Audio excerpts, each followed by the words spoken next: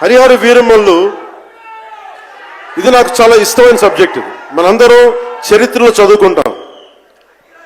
భారతదేశం ఎవరి మీద దాడి చేయలే, భారతదేశం ఎవరి మీద కూర్చొని ఆక్రమణం చేయలే. ఈ దేశాన్ని అందరూ ఆక్రమించుకున్నారు.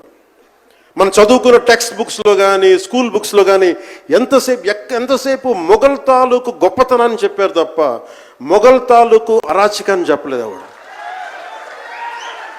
Akbar is great, Shahjahan is great, Aurangzeb is great అంటే what they have done. Vijayanagara empire గురించి మాట్లాడాల, ఇంతమంది కింగ్స్ ఉన్నారు, ఎవరి గురించి మాట్లాడాల.